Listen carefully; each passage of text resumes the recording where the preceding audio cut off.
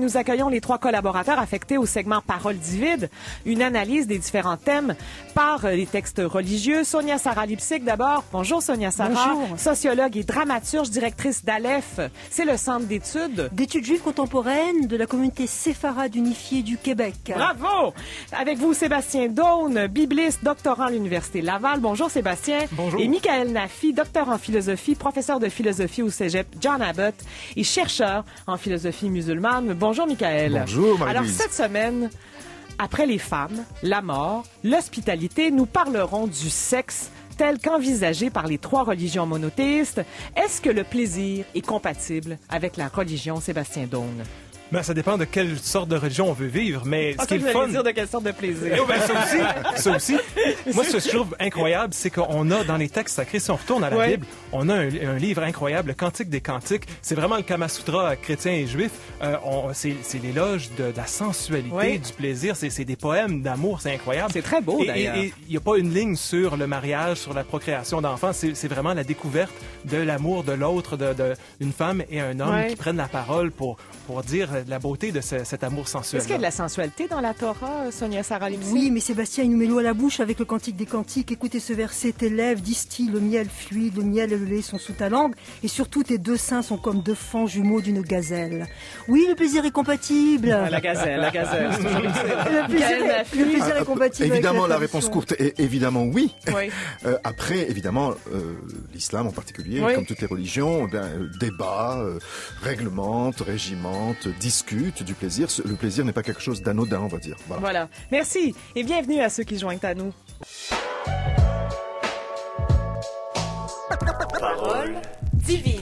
Depuis quelques années, et plus particulièrement depuis le 11 septembre 2001, les religions se retrouvent au centre des débats de nos sociétés laïques. Très souvent, faute de connaissances et d'éducation sur le sujet, des préjugés sont véhiculés, que ce soit par les médias ou par certains religieux qui profitent de cette ignorance à des fins politiques. Mais que disent réellement les textes religieux? Les trois religions monothéistes sont-elles très différentes l'une de l'autre? Laïcité, modernité et foi religieuse sont-elles compatibles?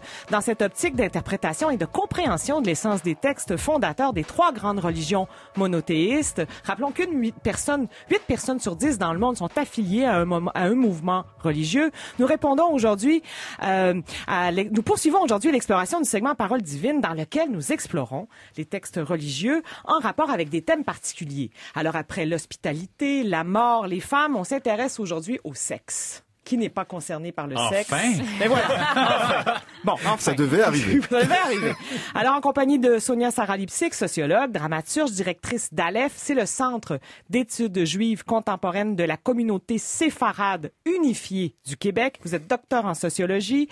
De Sébastien Daune, bibliste, doctorant à l'Université Laval. On le dit en ouverture d'émission, dans la Bible, Sébastien Daune, il y a le passage des Cantiques des Cantiques, qui est un texte pratiquement érotique qu'on aurait pu analyser avec Caroline Allard, d'ailleurs. Tout à l'heure, quand j'entendais Thomas voir la fameuse analogie de la clé et d'ouverture, le verrou, j'ai tout de suite pensé à un passage au chapitre 5 du Cantique des Cantiques. Je vous le lis. Lui, c'est un homme et une femme qui se répondent. Lui dit « Ouvre-moi, ma compagne, ouvre-moi. » Elle de répondre « Mon chéri avance la main par le trou de la porte, je suppose. Et mon ventre s'en émeut. Moi, je me lève pour ouvrir à mon chéri. Et mes mains distillent de la myrrhe et mes doigts de la myrrhe fluide sur les pommelles du verrou. Moi, j'ouvre à mon chéri. » Alors, vous voyez, dans ce texte-là, c'est toujours des images qui sont utilisées ici, le verrou de la porte, pour parler de quelque chose d'autre, pour parler de la sexualité. Et moi, je vous avoue qu'à 12 ans, c'est ça qui m'a accroché à la lecture de la Bible. Alors, je découvrais à cet âge-là la sexualité en lisant la Bible. Il faut dire que l'Internet existait plus ou moins. Il fallait trouver ce qu'on pouvait. Alors, il y en a pour qui c'était le catalogue Sears, Sébastien Daune, et vous, c'était la Bible. Avec vous, Michael Nafi, bien sûr, docteur en philosophie, professeur de philosophie au Cégep John Abbott. Vous êtes aussi chercheur en philosophie musulmane. Alors, parlons du péché originel, peut-être d'abord. Est-ce qu'il existe dans la conception des trois religions monothéistes? On sait, Sébastien Daune, quand on a été élevé, comme beaucoup d'entre nous dans la religion catholique, que c'est ainsi que tout a commencé, oui, par la tentation. Et que tout est la faute d'Ève. Que tout est la faute d'Ève qui a tenté Adam. Mais est-ce que c'est vrai? Oui. En fait, le péché originel, c'est un peu compliqué. On n'a pas cette expression-là dans le texte. Sonia Sarah pourrait le confirmer. Il n'y a rien dans le texte par rapport à ça. Ça, c'est une interprétation qu'on a faite. On est déjà dans l'interprétation. Et c'est pas n'importe qui, ça vient d'Augustin, un charmant monsieur du 4e siècle, qui lui-même avait une vie sexuelle assez olé avant de devenir prêtre et accepter la chasteté. Ça a été compliqué pour lui, ce passage-là. Et il a gardé un petit quelque chose contre la sexualité, apparemment. Il relie le texte de la Genèse à partir d'un verset, de deux versets des lettres de Paul. Alors, en fait, c'est que Paul dit que tous les êtres humains, on est pécheurs. Et d'où vient ce péché-là? Ben, on est tous pécheurs comme Adam l'a été. Alors, il souligne plus Adam que Ève. Donc, le gars aussi, il y avait quelque chose là-dedans. Non? Mais ça, c'est les lettres de Paul. Alors, bon, on va pas plus loin que ça. Augustin, quand il lit la Genèse, il y a ces versets de Paul en tête. Il dit, bon, mais si on est tous pécheurs à cause de la faute d'Adam, ben ça nous est transmis comment ça? Ça doit être par les relations sexuelles et tout ça. Et là, il y a toute une imagerie négative reliée à la sexualité qui est venue en place beaucoup plus tard. Qui est plaquée sur le texte du livre de la Genèse. Ouais. Alors que quand on lit le texte du livre de la Genèse, c'est pas là, mais c'est pas du tout ça qui est là. L'interdit, c'est de ne pas manger le fruit de l'arbre de la connaissance et du bien et du mal. C'est pas de faire l'amour, ça n'a aucun rapport. Et même que le premier commandement, la première chose que Dieu dit à l'homme et à la femme, c'est de se reproduire, de se multiplier, d'aller par... Alors donc, il y a quelque chose qui est relié à la sexualité de positif dans ce texte-là. Sonia Sarah Lipsick. Oui, effectivement, dans le judaïsme, il n'y a pas cette notion de la faute d'Adam et Ève liée à la transgression sexuelle. Dans la tradition juive, c'est lié à une faute d'impatience, en quelque sorte, parce que ce fruit de l'arbre de la connaissance, dont on ne sait pas ce que c'est. On dit que c'est la pomme, mais nous, dans la tradition, on dit pas ce que c'est. Ça peut être le cédra, vous savez, ce citron, parce que on ne veut pas faire honte lorsqu'on passera devant un arbre pour lui dire « Ouh, c'est à cause de toi qu'on est dans le pétrin ». Mais pour revenir à la question... Honte à l'arbre. Quand vous nous avez proposé sexe et religion, j'ai dit à Raed Hamoud, notre recherchiste bien sympathique, j'allais dire bien aimé, bon, mais quand même, j'ai dit, mais pourquoi pas ajouter de l'amour? Appeler à ça amour, sexe et religion. Parce que qu'est-ce qu'on voit avec Adam et Ève? Ils ne se parlent jamais.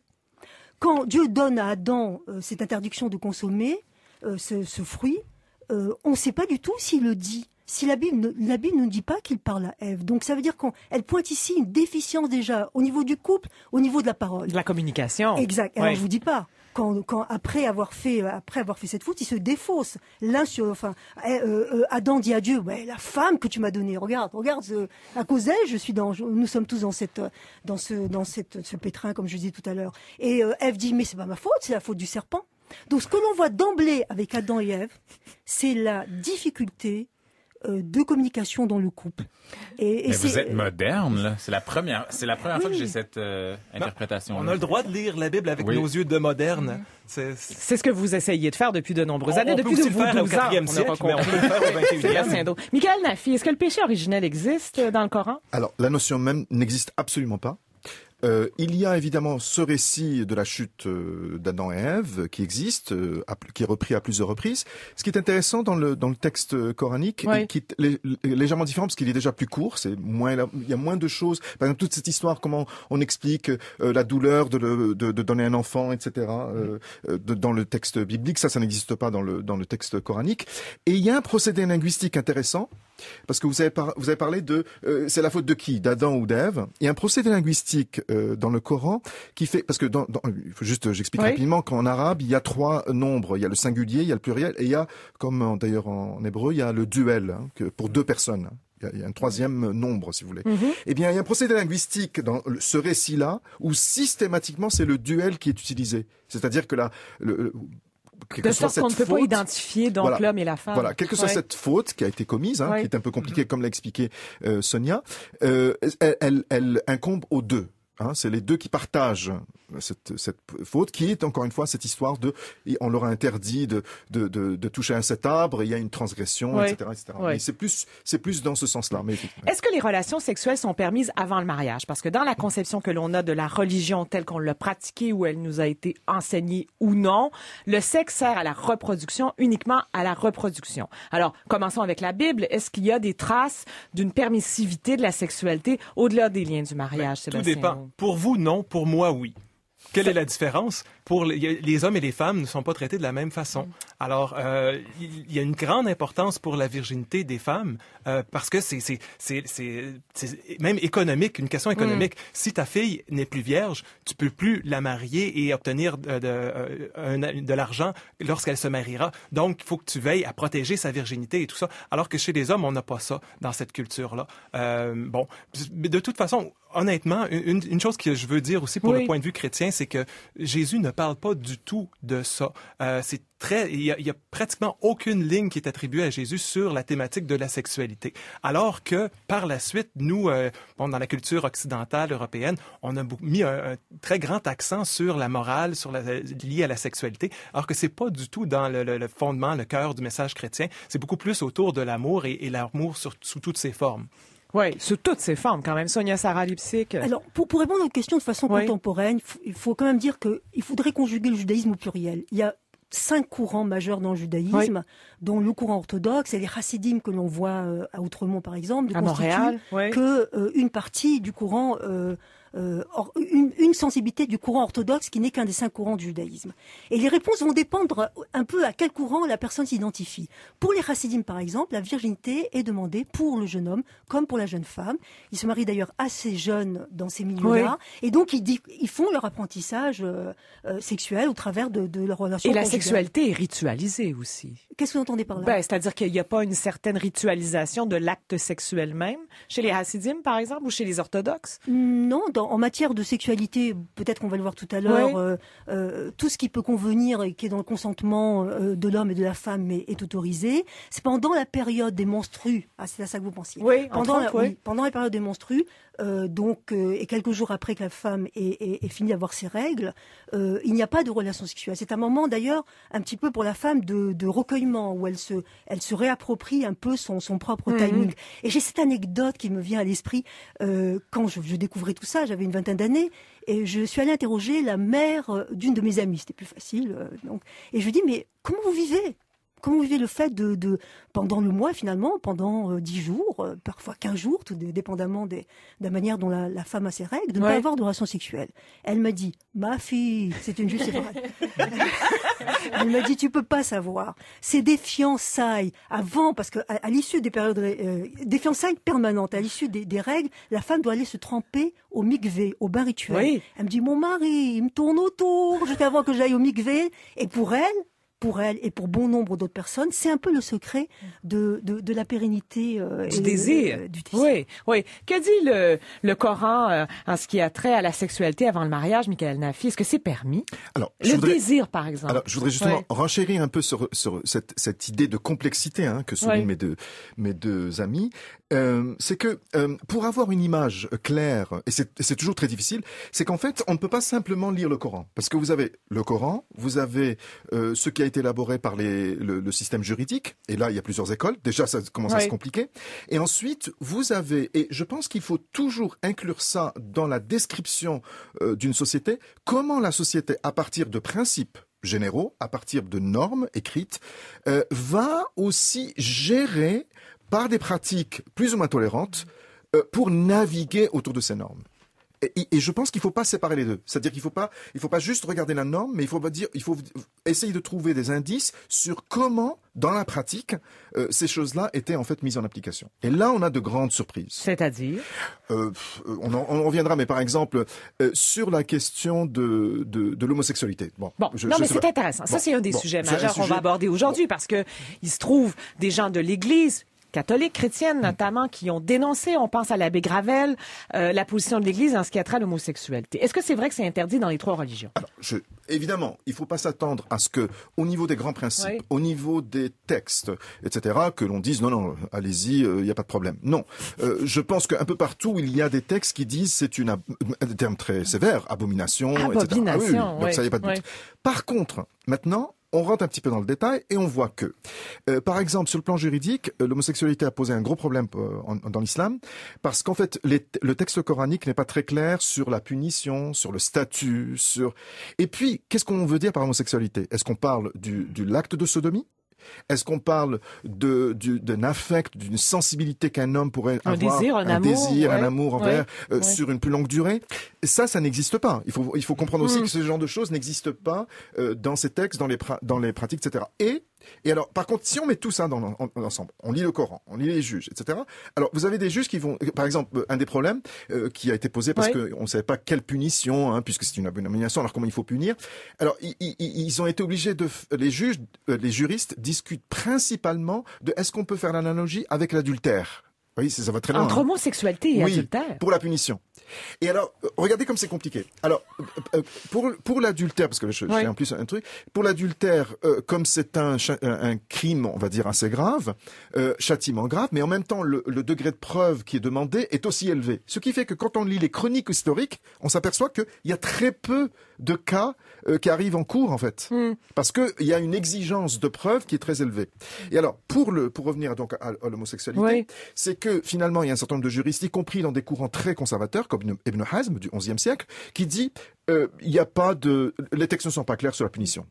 Et on ne peut absolument pas appliquer l'analogie avec l'adultère. Sonia Sarah Lipset. Alors, je reviens à ce judaïsme conjugué au pluriel. Dans tous les courants non orthodoxes qui sont quand même majoritaires dans le monde, le statut des gays et des lesbiennes, c'est un statut d'égalité par rapport aux hétérosexuels. On a même à Montréal une femme rabbin qui dirige le temple Emmanuel, qui est donc le temple, enfin la synagogue juive libérale réformée, qui est lesbienne et qui est venue vivre ici ouvertement. Ouais. Et la synagogue, la congrégation l'a acceptée en tant que telle. Elle est venue avec sa compagne et leurs enfants, et c'est une femme formidable. Alors donc tout va dépendre à quel courant du judaïsme on se réfère.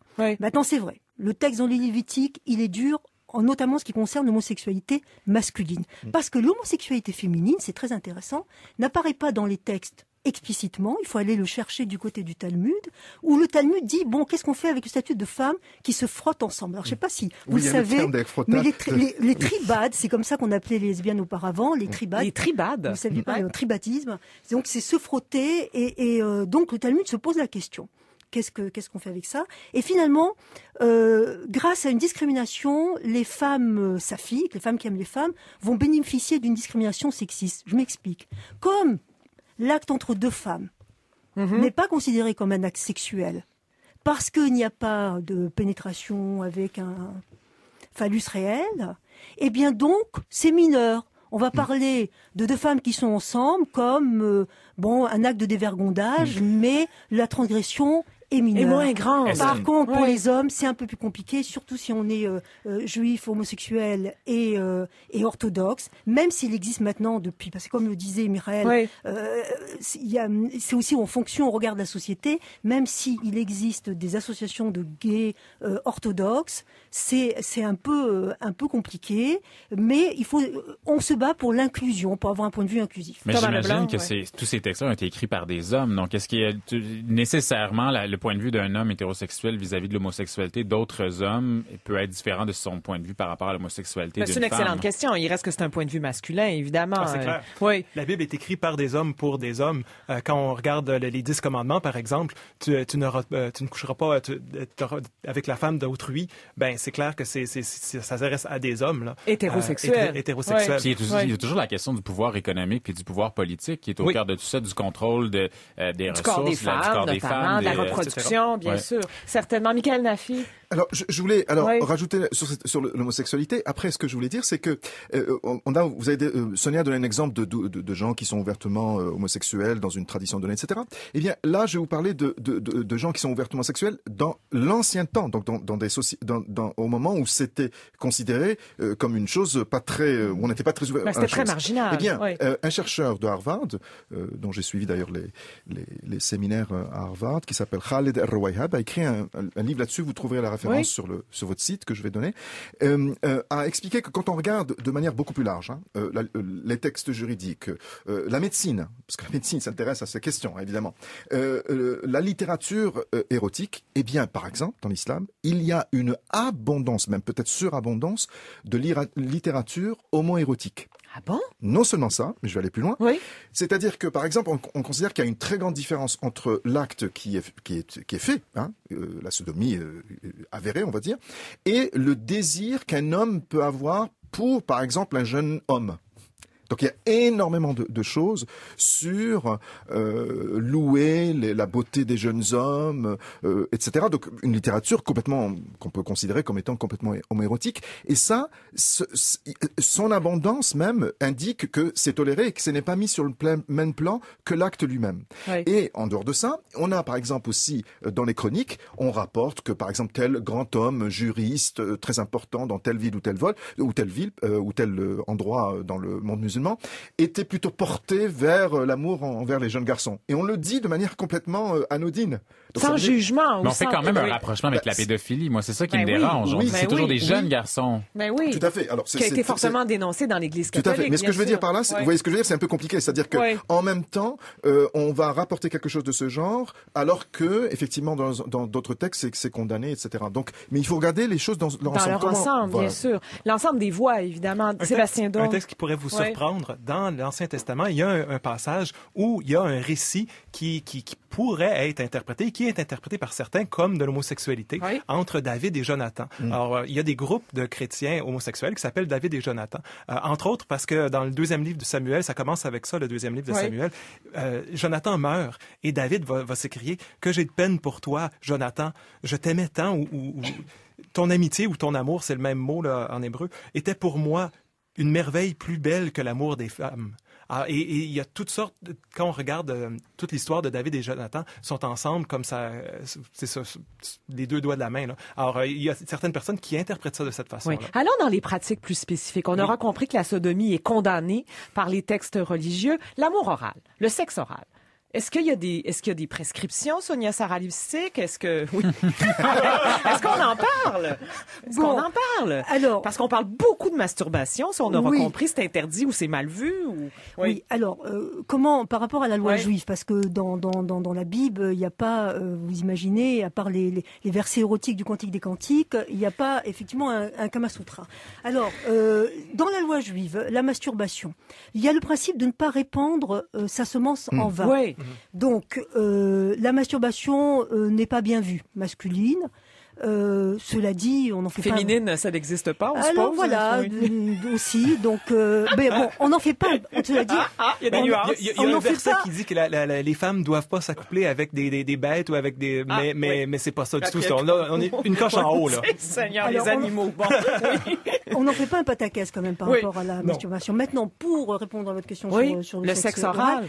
Écoutez, dans la relation conjugale, ce que fait le couple les regarde. Et puisque vous avez commencé cette émission avec le plaisir, ce que je voulais vous dire, c'est que dans la tradition juive, la notion de plaisir est extrêmement importante et de sexualité, et que même dans la relation hétérosexuelle, il incombe à l'homme de réjouir, de satisfaire sa femme. C'est marqué dans l'acte de mariage, et ça peut même être une cause de divorce. Oui, madame. Pour la femme. Absolument. Donc, oui. Donc ça repose la satisfaction sexuelle repose sur l'homme. C'est de la pression, ça? Pardon? C'est de la pression. Oui. Voilà. Donc, une femme peut évoquer que son mari est inapte au lit pour justifier un divorce. Elle peut évoquer son odeur, et on connaît l'importance des odeurs dans la relation sexuelle, qui la dégoûte. Et là, dans ce cas-là, c'est pas un objet de désir, la révulsion, comme chez le japonais. Là. Oui. On parlait Caroline Allard. Et puis aussi, le droit d'avoir régulièrement des relations sexuelles pour aussi demander le divorce si l'homme est par moi et par vous trop longtemps. Bon. Absolument. Oui, Michael donc, je continue donc sur cette même lancée. C'est également une cause de divorce dans l'islam. C'est une des le divorce dans le divorce les femmes et les hommes ne sont pas tout à fait égaux dans la tradition islamique. Ça veut pas dire qu'il y a pas une égalité, mais ça veut pas dire qu'il y a une inéquité. L'islam a énormément une souci d'équité. Ça veut dire les deux sexes ne sont pas traités de la même façon, mais il y a toute une série de choses pour qu'on essaie de rétablir une certaine justice entre les deux. Donc la différence entre égalité et équité. Et alors donc dans le divorce, c'est surtout l'homme qui divorce. Il répudie, c'est plutôt la réputation. Mais par exemple, justement, un homme qui ne satisfait pas sa femme, ça c'est une cause de divorce. C'est une des raisons pour laquelle la femme peut demander le divorce. Donc ça existe également. Mais ça, c'est la théorie, mais en pratique, est-ce que ça se passe? Absolument. Ah oui, donc une non femme seulement musulmane. absolument, Ah oui, OK. absolument. Mais alors, la complication, c'est comment on prouve. Souvent, c'est ça le problème. Quand vous arrivez en cours, alors là, il y a d'autres complications, parce que comment est-ce qu'on prouve ce genre de choses qui se passe dans l'intimité? C'est toujours un peu compliqué. Oui. Je voulais juste dire une chose sur On en était au sexe oral dans l'islam. Alors, sexe oral, vous n'avez pas répondu à la question. Pas trop, mais je voulais dire quelque chose sur la masturbation. Sur la masturbation, là aussi, le problème, si vous voulez, on peut pas tout interdire, et ça, ils ont bien compris, même dans des sociétés qui sont moins permissives. Oui. Alors, à un moment donné, on peut pas dire, bon, alors, il faut le sexe avant le mariage, non, etc. Alors, à un moment donné, un certain nombre de juristes disent, masturbation, c'est permis quand il n'est pas marié. Et ça permet à ce que il n'aille pas aller chercher une femme qui n'est pas légitimement son épouse. Donc c'est permis dans ce sens, vous voyez. Donc vous voyez ce que je veux dire, on peut pas même dans ces traditions qu'on considère nous moins permissives, et ils sont obligés de gérer le fait qu'on peut pas tout interdire non plus. Ouais. C'est ça. Parlons de polygamie. Est-ce que c'est permis dans l'islam? Alors ça c'est intéressant, la question de la polygamie. C'est tout un sujet. Oui, parce qu'après ça, culturellement, il y a plein d'expressions de la polygamie dans certains pays. Oui. Mais est-ce que l'islam, est-ce que le Coran écrit des choses ou publie des choses sur la polygamie spécifiquement? Il y a effectivement des choses spécifiques sur la polygamie, mais c'est un peu compliqué pour la raison suivante, c'est que les versets qui parlent de polygamie ont l'air d'insister beaucoup plus sur est-ce que si vous allez prendre plusieurs femmes, est-ce que vous allez pouvoir être équitable envers toutes les femmes? Les traiter de la même façon. Voilà. Et donc, dans la tradition juridique... mais d'un point de vue économique ou émotionnel ou... Tout, absolument. Oui, okay. Émotionnel, donc tout leur bien matériel, leur bien, y compris sur le plan des plaisirs, etc. Parce qu'il y a des... Et donc, les juristes renchérissent là-dessus, et ce qui fait que finalement, la polygamie, d'un point de vue juridique, on peut pas dire que dans l'islam, elle est particulièrement encouragée. Au contraire. Par contre, il y a eu, en particulier au moment du XIXe siècle, des réformes de l'islam, etc. Il y a des réformistes qui voulaient plutôt insister sur la famille mononucléaire, etc. De dire que la polygamie, c'est pas du tout une bonne chose, etc. Mais on ne peut pas non plus, dans la pratique, elle a été pratiquée. Elle a été beaucoup pratiquée. Elle est encore aujourd'hui. Elle l'est encore beaucoup. Mais encore une fois, comme on insiste sur l'équité, ça touche des classes sociales qui peuvent aussi se permettre. On peut pas être polygame simplement pour ça. Et il y a d'ailleurs, juste une dernière chose, il y a même un terme qui est utilisé en arabe, une expression pour parler d'un homme qui aurait cette tendance à épouser à répétition, à multiplier les mariages, et considéré comme une chose qui n'est pas une bonne chose. Donc c'est presque utilisé comme une insulte. Voilà. Sonia Sarah Lipsik. Alors la polygamie, elle est interdite dans le judaïsme. Elle est dans la Bible, elle existe, même si par exemple là aussi il est interdit d'épouser sa femme et sa sœur. Deuxième désaccord avec les japonais, mais elle a été interdite pour le monde occidental, pour les juifs ashkénazes, donc au 10e, 11e siècle de notre ère, plus tardivement dans le monde oriental. Et on parlait tout à l'heure, je parlais de la difficulté dans le couple entre Adam et Ève. On a quand même d'autres exemples, heureusement, dans la Genèse qui sont plus positifs. Oui. Le couple monogame par excellence, c'est Isaac et Rebecca. Et quand même, je veux dire, quand Rebecca rencontre Isaac, il s'agit d'un petit coup de foudre. Je vous en avais glissé un mot d'ailleurs, je crois, avant. Oui. Et donc, quand on a parlé des femmes. Exact. Ouais. Et donc, quand même, je dois dire, elle arrive, elle est promise à Isaac, elle l'a jamais vu. Elle arrive sur son chameau, accompagnée de ses servantes. Et le verset, je cite un verset dans Genèse 24. Rivka leva ses yeux, elle vit Isaac et elle tomba ou se laissa tomber de son chameau. Un bas de chameau. Et alors là, les commentaires disent, qu'est-ce que c'est? C'est haut, un chameau. Elle a vraiment eu le coup de foudre ou c'était une coquetterie comme lorsque les femmes laissaient tomber leurs gants? Sauf que là, c'est elle. Parlons de prostitution. Est-ce qu'il y a des interdictions écrites, par exemple, dans la Bible? En fait, ce qui est très intéressant par rapport à la prostitution, c'est que dans la culture juive de l'Ancien Testament, c'était pas considéré comme un adultère pour un homme marié d'aller voir une prostituée. Mais c'était pas nécessairement quelque chose de bien vu non plus. Puis c'est assez paradoxal. On a en même temps, dans le Nouveau Testament, on a des textes où, par exemple, Jean chapitre 8, où Jésus va sauver quelqu'un qui a commis l'adultère, qui se fait lapider. Marie-Madeleine, c'était une prostituée. Exactement. Jésus partage le pain avec des pécheurs, avec ceux qui sont considérés comme exclus. C'est pas lui qui va faire des exclusions, qui va dire, toi, tu fais tel acte sexuel, t'es en dehors de ma gang. Au contraire, il va aller vers les exclus pour leur dire, c'est vous le royaume de Dieu. Alors, en même temps, la prostitution reste reste comme pratique. Une pratique qui symboliquement est associée à toutes sortes de choses négatives. Mais la préoccupation pour Jésus, c'est de s'occuper de la personne qui souffre puis qui est dans une situation horrible. Oui, la prostituée elle-même ou le prostitué lui-même. En ce qui a trait à l'islam, est-ce qu'il y a une interdiction ouverte et franche de la prostitution, Michael Nafi? Alors, c'est un peu compliqué parce qu'il y a une question de terminologie, etc. Mais quand on lit les chroniques, souvent, les cas où là, il y a un peu plus de détails sur qu'est-ce qui s'est passé, sur l'histoire, et pas simplement un texte. Parce que le texte, parfois, il va utiliser un terme, on ne sait pas trop. Est-ce que c'est de l'adultère? Est-ce que c'est de la prostitution, etc. Parce qu'il n'y a pas assez de détails. Mais quand on lit les chroniques, souvent, prostitution est assimilée à l'adultère. Parce que... et l'adultère est interdit. Et l'adultère est interdit forcément. parce que encore une fois, du fait de la manière dont la société est organisée, la sexualité est principalement vue comme étant à l'intérieur du couple. La société licite, elle est vue principalement à l'intérieur des couples de deux époux mariés. Oui, Voilà. chez les Juifs, Sonia Saralipsy, comment c'est perçu la prostitution? La prostitution, c'est interdit. Maintenant, ça ne veut pas dire qu'il n'y en a pas eu. Alors, je pense, ce qui me vient à l'esprit, parce que je donne un cours actuellement sur le féminisme juif à l'UDM, et hier, j'ai parlé d'un personnage qui s'appelle Bertha Pappenheim. Ça vous dit rien quand je le dis comme ça, Marie-Louise. Mais si je vous parle du cas, cas Anna O chez Freud, ça évoque. Alors, c'est la même personne. Et Bertha Pappenheim a grandi à Vienne, donc fin du 19e, début 20e siècle, une grande hystérique puisqu'elle a été soignée par Freud. Et puis, elle guérit parce que dans sa vie, elle va créer la Ligue des femmes juives. Elle va lutter principalement contre la prostitution, y compris dans le milieu juif. Parce que qu'est-ce qui se passait à cette époque, comme il se passe dans des situations de gens qui migrent, c'est-à-dire qu'on allait voir les femmes juives en Europe centrale qui vivaient dans la misère en leur promettant un bon parti, un bon mari, et si elles acceptaient d'aller vers l'Argentine ou vers Vienne. Et donc, elle tombait dans la prostitution. Et Bertha Pappenheim, elle allait avec les femmes de son association sur les quais de la gare à Vienne et ailleurs. Elle accueillait ces jeunes femmes, elle les recevait dans sa maison, elle leur donnait, elle leur expliquait, elle les aidait. Elle a été formidable. Alors oui, la prostitution est interdite, et oui, il faut la combattre. Je trouve que généralement, vous faites des interprétations assez libérales, mais qu'est-ce qu'on fait face à des groupes qui utilisent les mêmes textes que vous utilisez pour faire en fait des interprétations souvent remplies de haine ou de discrimination? Je pense à des évêques africains qui sont contre l'homosexualité ou à des évangélistes américains qui sont contre l'avortement. Ou à des pratiques comme l'excision, par exemple, qui se perpétuent. Moi, je pense que ce qui est essentiel, c'est de recontextualiser nos textes fondateurs. Alors, ces textes-là ont été écrits dans une société, une culture donnée. Et pourquoi ils seraient encore pertinents aujourd'hui à ce moment-là? L'erreur, ça serait de dire on le prend tel quel et on reste. On a beaucoup changé en 2-3 000 ans et de faire comme s'il y avait rien qui s'était passé depuis ce temps-là, c'est une erreur. Moi, ce que j'aime, c'est de suivre le conseil herméneutique de Saint-Augustin.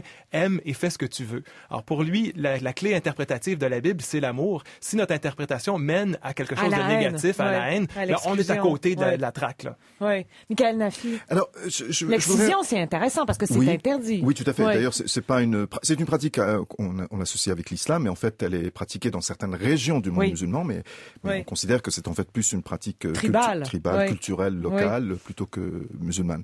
Mais je voudrais rebondir sur cette question qui me semble importante, sur cette question d'interprétation libérale ou pas, contextualisée, etc. Moi, je vais vous dire une chose, je ne fais pas d'interprétation. D'abord parce que je ne suis pas moi musulman, j'étudie l'islam, et je ne fais pas d'interprétation, c'est pas mon rôle. Mais ce qui me passionne, je vais vous dire, particulièrement, c'est justement de voir comment une société plus ou moins permissive, qui n'a pas les mêmes règles que nous, navigue à travers les normes. Ça, je pense que c'est une chose qui est une... alors vous dites, pourquoi c'est intéressant pour nous? Ça veut dire que ça devrait nous enseigner à nous, parce qu'on a des façons de voir. Aujourd'hui, on se dit, par exemple, il faut aller à la Cour suprême, il faut modifier la loi sur d'ailleurs, il y a eu cette discussion sur la prostitution. On veut nous faire croire que cette question est complexe uniquement dans les sociétés religieuses, mais pas, elle est complexe ici aussi. Les féministes sont divisées au Canada sur la question de la prostitution, par exemple. Vous voyez? Donc, mais ce qui est intéressant, c'est de comprendre comment les sociétés naviguent entre à la fois des principes dont on peut comprendre leur fondement et en même temps des pratiques et en même temps de la tolérance à droite à gauche, de l'interprétation, etc. Ça, c'est cette complexité, rendre compte de cette complexité qui, moi, me fascine toujours. Sonia Saralipsy, qui reste 1 minute 35 à cette émission. Alors moi, je voudrais parler de ma rencontre avec Charlotte Delbo, qui m'a posé la même question que vous. Charlotte Delbo, elle était déportée à Ravensbrück, je pense. Elle a écrit des textes magnifiques. C'était la secrétaire personnelle de Louis Jouvet. trouver. Et quand je la rencontre dans ma vingtaine d'années, elle me dit, mais pourquoi vous travaillez sur les questions bibliques? Et je lui dis, mais madame, vous travaillez toujours sur Molière et sur Racine? Eh bien, c'est ça le propre d'un texte classique. C'est qu'il est là, qu'il a des choses à nous dire et que chaque génération a la responsabilité d'en tirer ce qu'elle peut de ce texte-là. Et rappelons qu'il y a 8 personnes sur 10 dans le monde qui sont affiliées à un mouvement religieux, quel qu'il soit. Donc, ça reste d'une importance culturelle considérable. Voulez-vous lire un extrait de quelque chose, Sébastien Dôme? Faut faire vite, hein? Oui. L'aide de Jean. Qui n'aime pas n'a pas découvert Dieu, puisque Dieu est amour. Tu sais, pour comprendre Dieu, il n'y a rien de mieux que d'être en amour. C'est-tu pas la plus belle métaphore? En amour. Ben oui, avec la Saint-Valentin s'en vient, là, faites quelque chose. Sonia Sarah-Livesik, Sébastien Dôme et Michael Nafi, merci beaucoup encore une fois d'avoir accepté de participer à ce segment d'interprétation, de lecture, en fait, des textes religieux. Merci à Caroline Allard, à Noémie Mercier et à Thomas Leblanc. Merci à l'excellente équipe. Bonne fin de soirée à ceux qui nous écoutent en rediffusion. On vous embrasse. À demain.